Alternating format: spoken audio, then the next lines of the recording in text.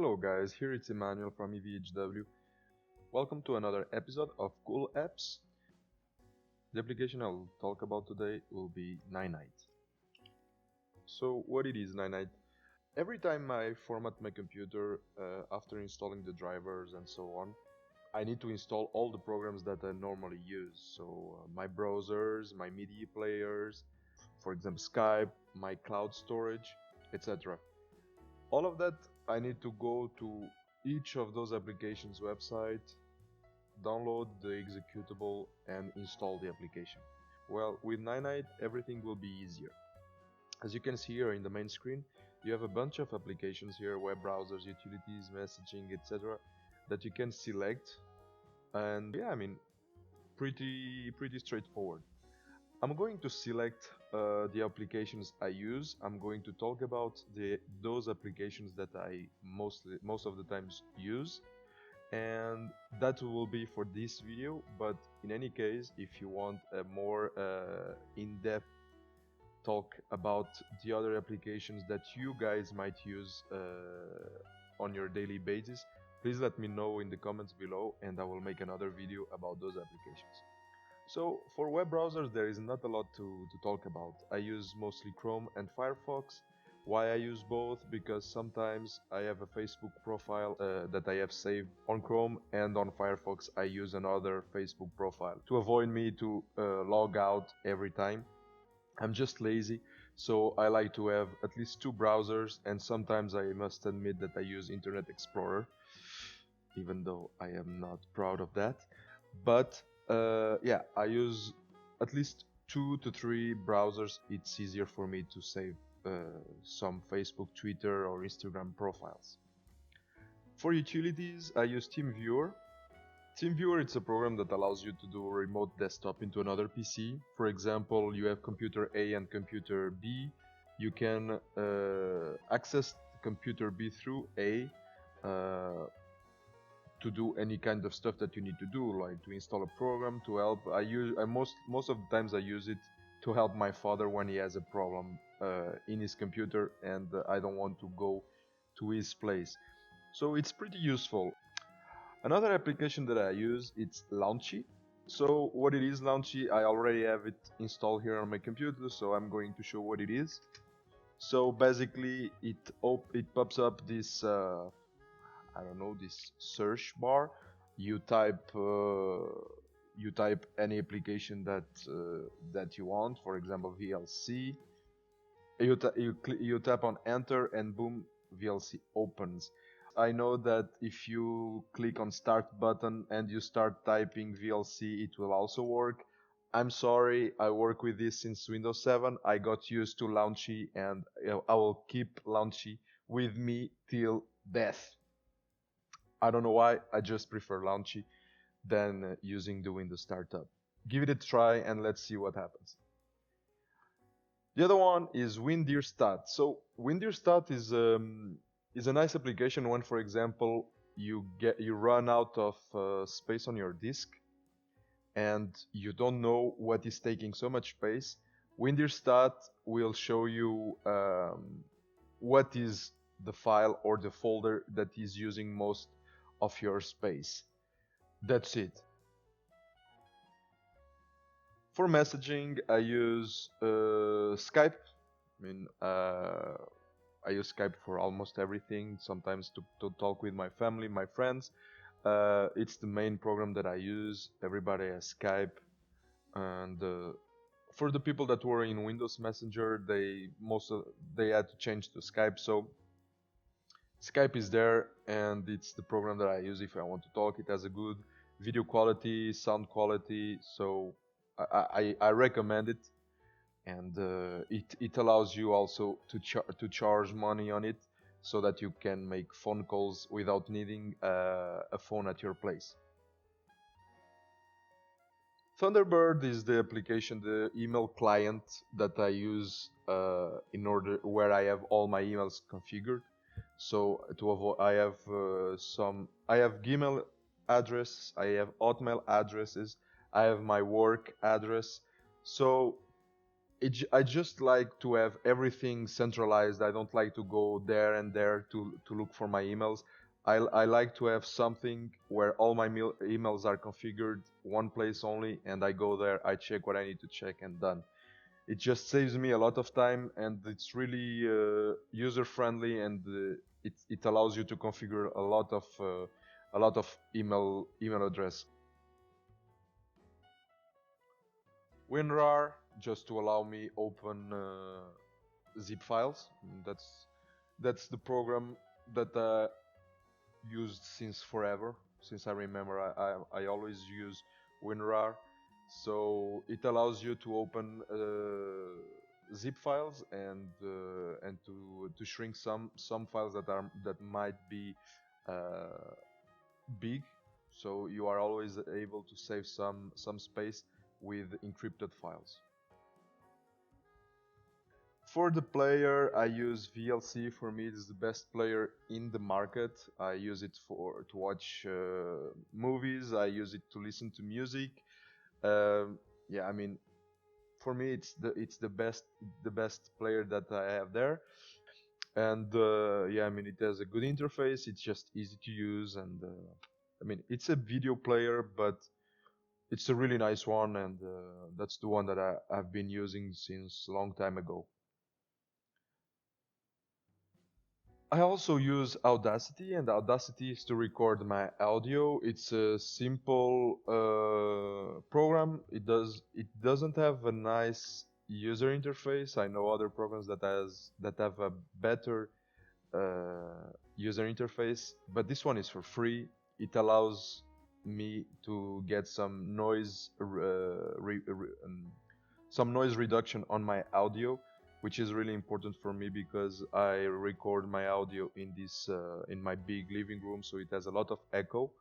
And this one saves me a little bit of money because I still didn't buy a good microphone, and Audacity is the one that is saving me that trouble for now. Keylight codecs, I don't know why. I install it just to be sure that I open every single video file. I believe that VLC already has all the codecs needed, but I also install Keylight every time. Spotify, I mean, nowadays I think that to listen to music, it's been a while that I don't buy any album, any CD. I just bought a subscription of Spotify. It's 10 euros per month. I think it's 10 euros per month. No, 10 euros per month in Netflix. Spotify, it's less because I'm using it with 4 people. So it's Spotify family, something like that. And I mean, it's really nice. I mean, even if you use it for free, it gives you a lot of choice. I mean, you can listen to any kind of music. The only thing is it will have publicity in between, and you cannot switch music as many times as you want. I think that you have a limit of 10 switches per hour. So yeah, I definitely recommend for you to use Spotify. Um, because if you need to create some ambient music and stuff, you don't need to buy any more CDs or anything. Spotify has most of the time has everything that you need. For the runtimes, Java, yeah, I mean, a lot of websites nowadays use a lot of applets that were developed in Java. So for those web browsers that use that kind of language, you need to have some Java installed on your PC in order to be able to run or to execute them. So go ahead and install that. .NET is it's also the same thing. Yeah, you know what, guys? I would put everything the same package as Java. I mean, this is all runtimes that allow you to either open certain applications. Like sometimes when you install a game, you will need .NET, a certain version of .NET in order to run that game. So, and Silverlight, same thing. So most of the times websites and some applications will need one of those. So yeah, just go ahead and install them. They are up to date, and you'll get the latest version of all of them. From the developer tools, I sometimes use FileZilla, mostly at my work. Um, FileZilla it's just a program that I use to connect into a FTP server. So I connect into that FTP server. I transfer the files that I want to transfer, and yeah, that's mostly it. That's the only purpose I use it. Maybe it has other purposes, but that's the only purpose I use it, and I only use it for work. At home, I don't have any FTP server for now, so I don't really use it. But this allows you to access a file server and to transfer files from it into your machine. As an alternative to FileZilla, you can also use Windscape, which is this one. And I mean, it happens to me that sometimes I'm always jumping from one to the other. So yeah, choose the one that you would prefer.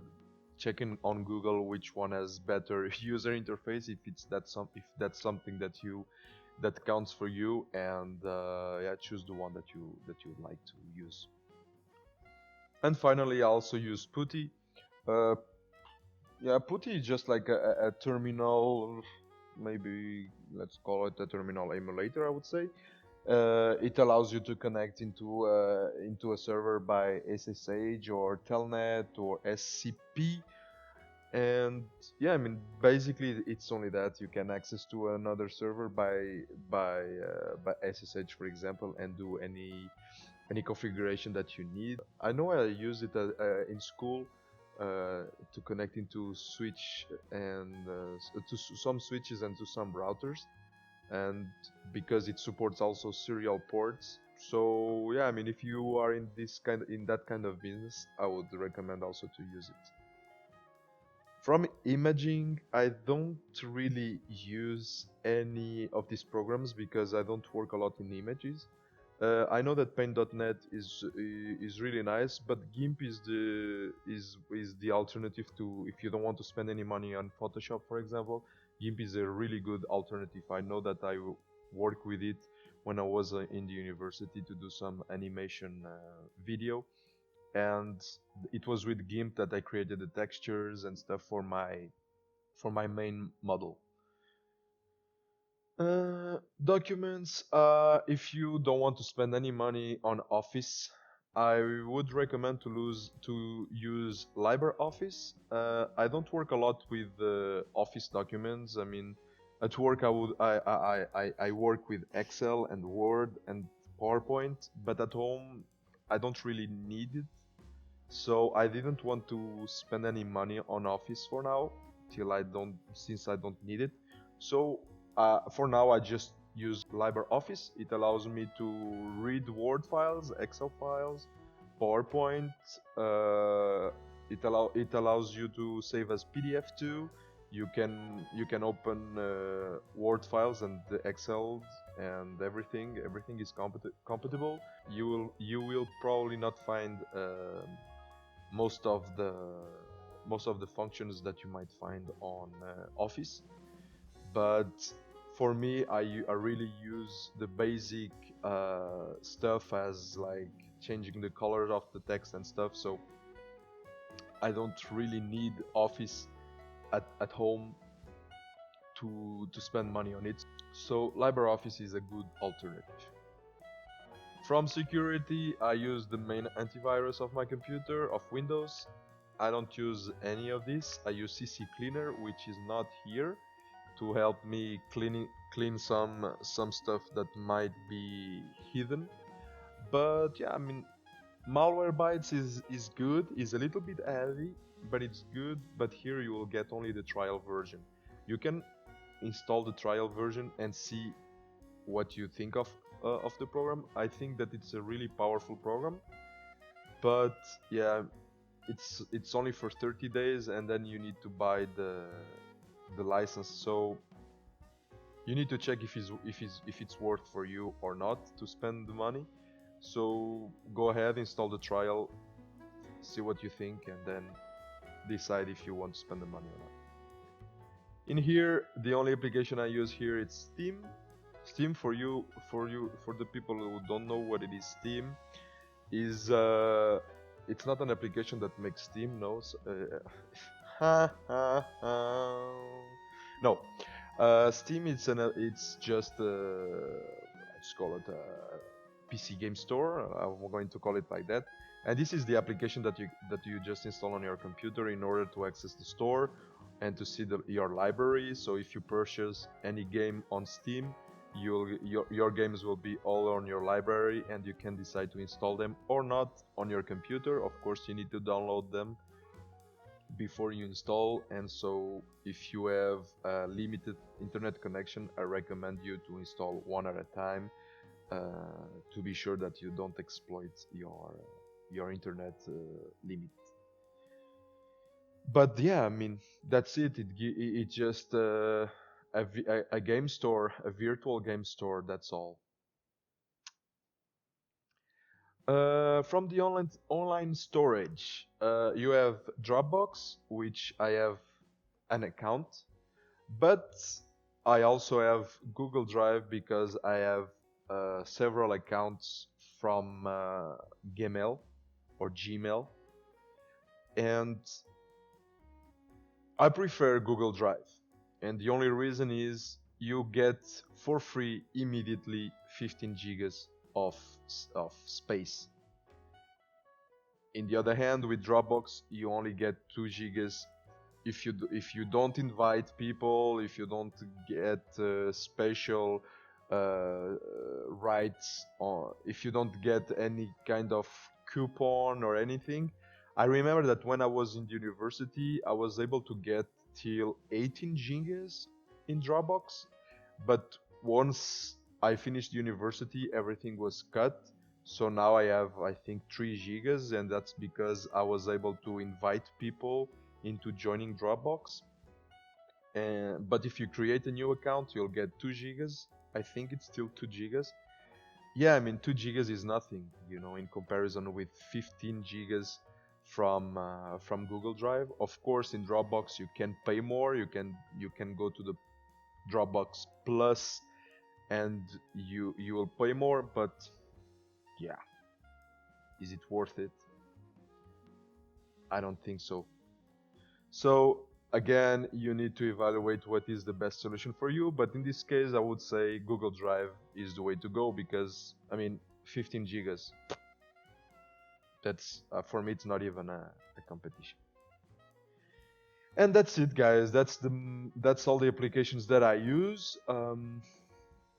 Yeah, I mean, it's already a lot. So I mean, after that, you just need to click on Get Your Ninite, and it will ask you if you want to save the file. You save the file, you execute the file, you install everything. It will last, I would say, more or less 8 minutes. You can see here all the applications that will be installed, and after that all the applications are installed on your machine. You are good to go. I would recommend you to restart your computer once after everything is installed, and yeah, I mean, you are good to go.